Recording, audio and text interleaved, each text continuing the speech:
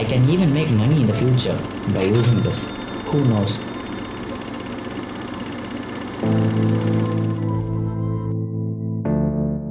ஒரு லேப்டாப்பால் ஒருத்தரோட லைஃபையே சேஞ்ச் பண்ண முடியும்னு சொன்னால் அவங்களால நம்ப முடியுமா? நம்பி தான் ஆகணும். அதுக்கு நான் தான் எக்ஸாம்பிள், இல்லை நானும் ஒரு எக்ஸாம்பிள்னு கூட சொல்லலாம். இங்கே இருக்க இந்த லேப்டாப் நான் காலேஜ் படிக்கிறப்போ பர்ச்சேஸ் பண்ணது. ஸ்டில் என்னால் இப்போவும் சொல்ல முடியும் இதுதான் என்னோட லைஃப்லேயே ஒரு கிரேட்டஸ்ட் பர்ச்சேஸ்னு. ஏன்னா இந்த லேப்டாப் என்னோட லைஃப்பில் ஒரு வைட்டலான ரோல் ப்ளே பண்ணியிருக்கு. நான் என்னை செல்ஃபாக இம்ப்ரூவ் பண்ணிக்கணும், என்னோட ஸ்கில் செட்டை டெவலப் பண்ணிக்கணும், ஒரு இன்டர்ன்ஷிப் வாங்கணும், வீடியோ எடிட்டிங் கற்றுக்கணும், அதை யூஸ் பண்ணி ஒரு யூடியூப் சேனல் ஸ்டார்ட் பண்ணணும், அந்த யூடியூப்லேருந்து மணி ஜென்ரேட் பண்ணணும், அண்ட் ஃபைனலி ஒரு நல்ல ஜாபில் போய் லேண்ட் ஆகணும். இந்த மாதிரி என்னோட அத்தனை ட்ரீம்ஸையும் பாசிபிள் ஆக்குனது இந்த ஒரு லேப்டாப் தான். சப்போஸ் இந்த வீடியோ பார்த்துட்டு இருக்க நீங்கள் ஒரு college student or college join பண்ண போகிற ஸ்டூடெண்ட் ஸ்டில் வந்து ஒரு லேப்டாப் பர்ச்சேஸ் பண்ணலாமா வேணாமான்னு சொல்லி ஆசிலேஷன்லேயே இருக்கீங்க, யோசிச்சுட்டே இருக்கீங்க அப்படின்னா உங்களுக்கு எந்த ஒரு யோசனையும் வேணாம், கோ ஃபார் இட். சீக்கிரமாக உங்களுக்கான ஒரு லேப்டாப்பை பர்ச்சேஸ் பண்ணுங்கள். Trust me, you won't regret it. அதுக்கு ஹெல்ப் பண்ணுற வேலை நான் ஒரு top 10 best budget laptop for students இந்த வீடியோவில் லிஸ்ட் பண்ணுறேன். ஸ்டார்டிங் ஃப்ரம் 30,000லேருந்து 80,000 வரையும் நான் லிஸ்ட் பண்ணுறேன். நான் லேப்டாப்ஸை வந்து பட்ஜெட்டை பேஸ் பண்ணி 4 செக்மெண்ட்ஸாக டிவைட் பண்ணியிருக்கேன். ஃபர்ஸ்ட் செக்மெண்ட்டில் வந்து 30 to 40K அந்த ரேஞ்ச் லேப்டாப்ஸை பார்க்க போகிறோம்.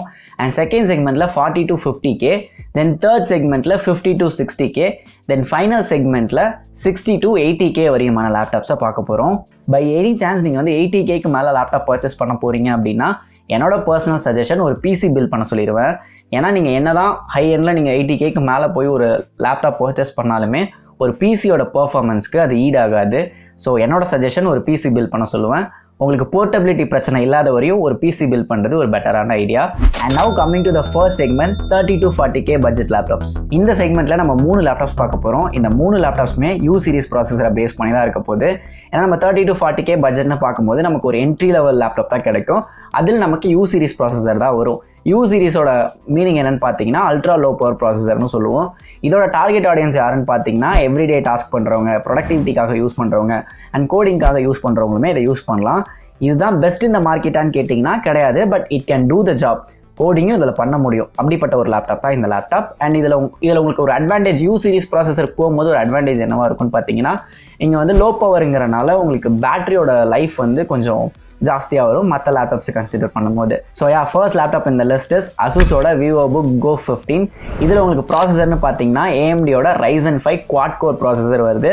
உங்களுக்கு 7000ஓட யூ சீரிஸ் ப்ராசஸர் வருது. அண்ட் ரேம்னு பார்க்கும்போது உங்களுக்கு 8GB RAM 512GB SSDயோட வருது. அண்ட் டிஸ்பிளேன்னு பார்க்கும்போது உங்களுக்கு ஒரு ஃபுல் HD டிஸ்பிளே 60Hzக்கான ரெஃப்ரெஷ் ரேட்டோட வருது. அண்ட் நான் முன்னாடியே சொன்ன மாதிரி இந்த லேப்டாப்பை நீங்கள் டே டு டே டாஸ்க், அதாவது பேசிக் ஒர்க்ஸ்க்கு, ப்ரொடக்டிவிட்டிக்கு, அப்புறம் கோடிங்காகவும் யூஸ் பண்ணிக்கலாம். நான் மறுபடியும் சொல்கிறேன், this is not best in the market but it can do the job. இதுலேயே எனக்கு பர்ஃபார்மன்ஸ் கொஞ்சம் கம்மியாக இருந்தால் பரவாயில்ல, பட் எனக்கு டிஸ்பிளே வந்து ஒரு OLED டிஸ்பிளே வந்தால் நல்லாயிருக்கும்னு ஃபீல் பண்ணிங்கன்னா உங்களுக்கு இதிலே OLED வெர்ஷனும் அவைலபிளாக இருக்குது. அதுதான் செகண்ட் இந்த லிஸ்ட், அசூஸோட விவோபுக் Go 15 OLED வெர்ஷன். இதில் உங்களுக்கு மற்ற எல்லாமே சேம், ப்ராசஸர் மட்டும் இங்கே மாறும். ப்ராசஸர் என்னென்னா Ryzen 3, Ryzen 5 அங்கே வந்திருக்கும். இங்கே Ryzen 3ல் அதே யூ சீரிஸ் ப்ராசஸர் தான் உங்களுக்கு வந்திருக்கும்.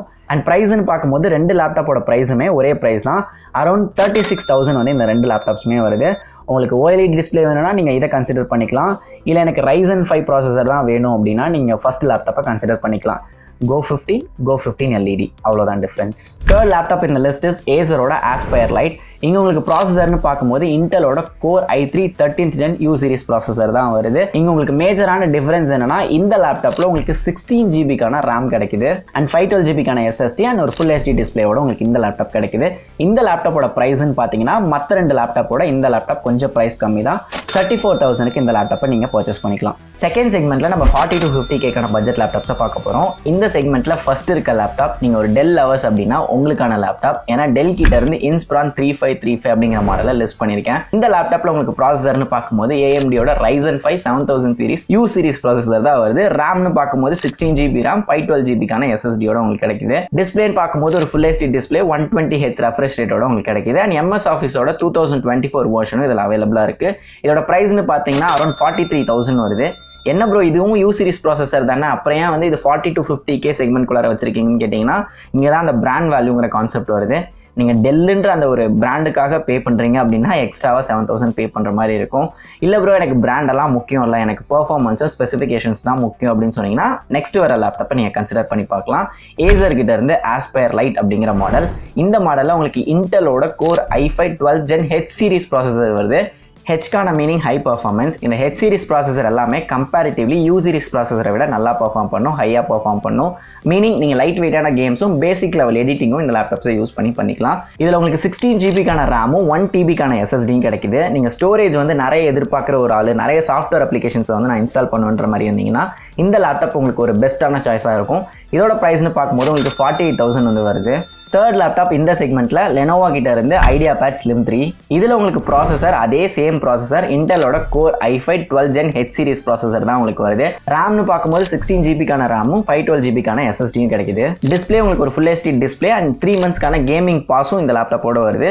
அகைன் நான் மென்ஷன் பண்ணிடுறேன், இந்த லேப்டாப்ஸை யூஸ் பண்ணி நம்மளால் லைட் வெயிட்டான கேமிங்ஸும் பேசிக் லெவல் வீடியோ எடிட்டிங் மட்டும் தான் பண்ணிக்க முடியும். அதுக்கு தான் இந்த லேப்டாப்ஸும் வந்து சூட் ஆகும். இஃப் சப்போஸ் நீங்கள் ஓரளவுக்கு நல்லா வீடியோ எடிட்டிங் பண்ணணும், நல்லா லைக் பெரிய பெரிய கேம்ஸ் எல்லாம் ஆடணும் அப்படின்னா நீங்கள் டெடிகேட்டட் கிராஃபிக்ஸ் கார்டு உள்ள கேமிங் லேப்டாப் போகிறதா கரெக்டான ஆப்ஷனாக இருக்கும். அதுவுமே வந்து லிஸ்ட்டில் இருக்குது. நான் முன்னாடியே சொல்லிடுறேன், ஏன்னா கேமர்ஸ்க்கு ஆல்மோஸ்ட் தெரியும் இந்த இன்ஃபர்மேஷன் எல்லாமே.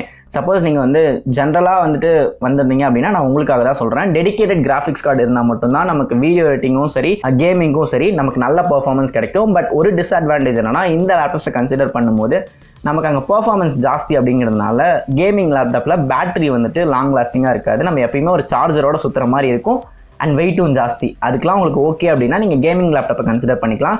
அப்படி இல்லைன்னா இந்த லேப்டாப்பை நீங்கள் வந்து வாங்கிக்கலாம். அதை தவிர்த்து இந்த லேப்டாப்பை நீங்கள் கோடிங்காக யூஸ் பண்ணிக்கலாம், டிசைனிங்காக யூஸ் பண்ணிக்கலாம், ப்ரொடக்டிவிட்டிக்காக தாராளமாக யூஸ் பண்ணிக்கலாம். அப்புறம் பேசிக் லெவல் மிஷின் லேர்னிங் மாடல்ஸையும் இதை யூஸ் பண்ணி ட்ரைன் பண்ணிக்க முடியும். அண்ட் நம்ம முன்னாடியே சொன்ன மாதிரி basic level video editing and light வெயிட்டான கேம்ஸும் இந்த லேப்டாப்பில் அடிக்க முடியும். ஸோ உங்களோட பட்ஜெட் வந்து 40 to 50K அப்படின்னா இந்த 3 லேப்டாப்ஸை நீங்கள் கன்சிடர் பண்ணி பார்க்கலாம். இல்லை வந்து நான் கேமிங்காகவும் வீடியோ எடிட்டிங்காகவும் தான் லேப்டாப்பே வாங்குறேன், ஸோ எனக்கு அதுக்கு யூஸ் ஆகிற மாதிரியான லேப்டாப்ஸை சொல்லுன்னு கேட்டிங்கன்னா உங்களுக்கு தான் செக்மெண்ட் 3 இருக்குது. 50 to 60K பட்ஜெட் லேப்டாப்ஸ். இதில் வந்து உங்களுக்கு எல்லாமே கேமிங் லேப்டாப்ஸ் தான் வரப்போகுது.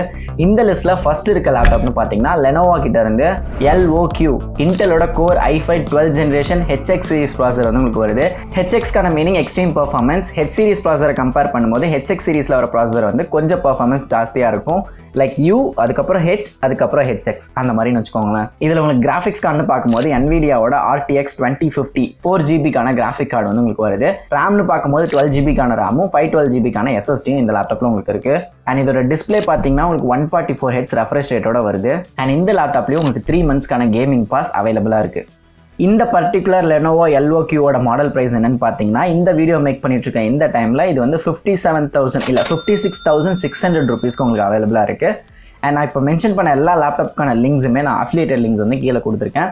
உங்களுக்கு வேணும்னா அதை யூஸ் பண்ணி பர்ச்சேஸ் பண்ணிக்கோங்க. செகண்ட் லேப்டாப் இந்த லிஸ்ட் அசூஸ் கிட்ட இருந்து அசூஸோட டஃப் கேமிங் A15 அப்படிங்கிற மாடல். இதோட ப்ராசஸர் உங்களுக்கு AMDல இருந்து Ryzen 7 Octa Core 7000 series HS series processor வந்து உங்களுக்கு கிடைக்குது. இதில் உங்களுக்கு கிராஃபிக்ஸ் கார்டு பார்க்கும்போது NVIDIAவோட RTX 2050 4GB கிராஃபிக் கார்டு வந்து உங்களுக்கு வருது. இந்த லேப்டாப்லையும் சேம் உங்களுக்கு ரேம்னு பார்க்கும்போது 16GB ரேமும் 512GB SSDயும் அவைலபிளாக இருக்குது. இதில் நீங்கள் நோட்டீஸ் பண்ண வேண்டிய விஷயம், நான் பர்சனலாக அசூஸ் டஃப் வந்துட்டு சஜஸ்ட் பண்ண மாட்டேன். ஏன்னு கேட்டிங்கன்னா லாஸ்ட் இயரே நான் பப்ளிஷ் பண்ண வீடியோலையுமே அதை பற்றி பேசியிருக்க மாட்டேன். நிறைய பேர் கமெண்ட் செக்ஷனில் வந்து கேட்டிருந்தீங்க, ஏன் ப்ரோ வந்துட்டு அசூஸ் டஃப் வந்துட்டு நீங்கள் மென்ஷன் பண்ணலன்னு கேட்டிருந்தீங்க. அதுக்கான ரீசன் என்னோட ஃப்ரெண்ட்ஸ் பர்சனலாக அசூஸ் டஃப் கேமிங் வந்துட்டு வாங்கியிருந்தாங்க. ஒரு 3 பேர்கிட்ட வாங்கியிருந்தாங்க. 3 பேருக்குமே வந்துட்டு கம்ப்ளைண்ட்ஸ்.